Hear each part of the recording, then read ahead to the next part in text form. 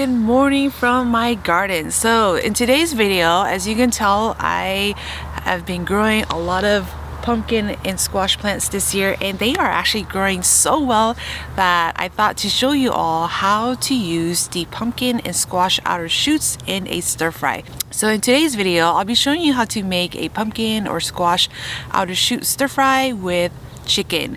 In the Hmong dialect, we like to call this dish Ntsis Taub Kib. Ntsis Taub refers to as the squash shoots.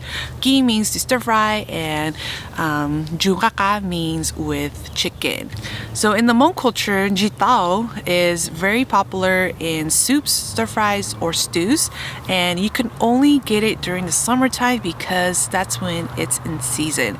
The only hard part about making this dish is that it can be hard to get outer squash shoots unless you plant your own, or if you have a farmer's market that has vendors who sells it for you, or if you know someone that plants them and can sell it for you. But for those who can get access to outer squash shoots, I hope you can give this recipe a try because pumpkin squash shoots are so delicious, super earthy, a little bit sweet, and just very amazing to have and utilize during the summertime. But before we start cooking, let's go ahead and pick some of the outer squash shoots so all of you can see what they look like. Let's go. So these are my kombucha and Hmong pumpkin plants this year. They've been growing really well. My mom and I love to plant two kinds of kombucha squashes, and she also loves to plant Hmong pumpkin as well. But other than that, in the pretty much earlier to almost middle stage of the pumpkin plants, the outer shoots starts to sprout out like this, and this is the part that we'll be picking and eating. So as you can see here, a lot of them have shoot out of the plant, and these are what we will be picking to make the stir fry. So here's my mom. She'll be showing you how she likes to pick them. So a lot of pumpkin or squash plants, the stems are actually very fuzzy and can be a little bit spiny and pokey. So if you want, go ahead and wear some gloves. But other than that, use a knife to cut roughly around 12 to at least 18 to 20 inches of the outer shoots here, depending on how they grow. So cutting the outer shoots will not kill the plant. It will actually allow the plant to continue growing even bigger and will help produce even more outer shoots.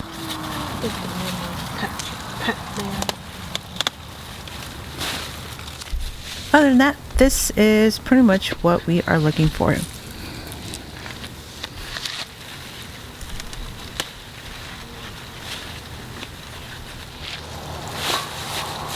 So for the stir fries or any type of soup, my mom and I like to pick at least one of the younger squashes here. They are super tender and very good in stir fries or soups at this younger stage. So like I said earlier, these vines are pretty fuzzy and can get a little bit pokey, so we like to trim as much as we can off before we start cooking it. So at the very end here where it's been cut, we are going to peel a little bit off, and the fuzzy parts will automatically just peel off just like this. And just do your best to get as much of the fuzz as you can. Some of the fuzz will still be on there, but that's totally fine. We're just getting most of the pokey fuzz out of the longer and rougher stem here. The ones that are closer to the leaves here, they're very tender. The fuzz aren't as pokey. It's still going to be visible. When it cooks, it's going to cook down, so don't worry about that. Other than that, once most of the fuzz have been peeled off, we are just going to break these into bite-sized pieces like this.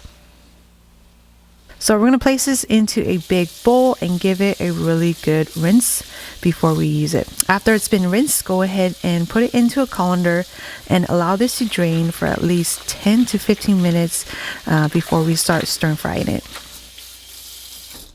So to season this, I have some mushroom seasoning, some salt. I have about 2 lemongrass that I have cut in half, and I also pound it to release the lemongrass oils. I have some minced garlic, some chili peppers here that I minced up, and then some fresh Thai basil here as well. So for the protein, I am going to be using chicken thigh. So I have some chicken thigh here that I have diced up into bite-sized pieces. And then I'm also going to be utilizing the chicken skin here as well. So I have some chicken skin here that I cut into bite-sized pieces as well. So in a really good non-stick pan, we are going to be adding in the chicken skin. I'm going to add a little bit of salt to season it as well. And then we're just going to cook this until a lot of the fat has rendered out and the chicken skin has become golden and crispy.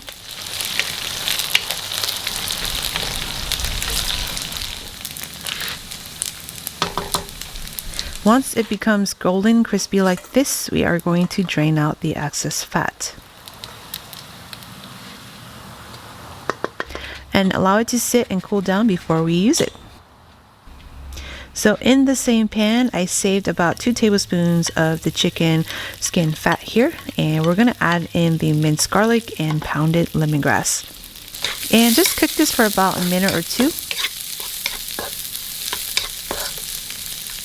After that, go ahead and add in the minced up chicken thigh and salt to season as well.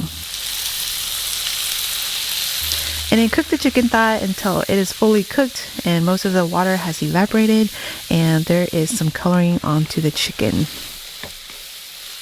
Once the chicken is pretty much cooked, we are going to add in the young kombucha squash here that we cut into bite-sized pieces like this. And then cook it for another 2 to 3 more minutes.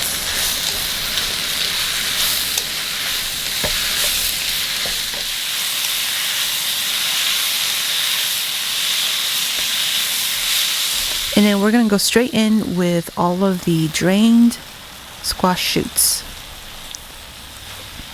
Once that's in, we are going to season it. So I'm going to season it with some salt and some mushroom seasoning as well.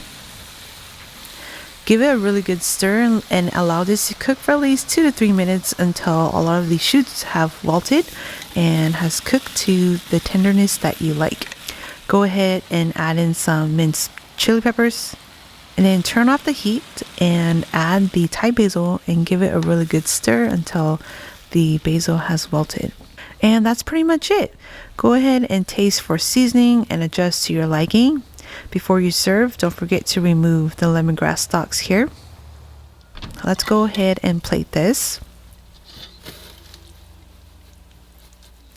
And let's not forget the crispy chicken skin that we cooked up earlier. I'm just going to take them and crumble it on top of the stir fry here. Other than that, my favorite way to enjoy this is simply over fresh steamed rice.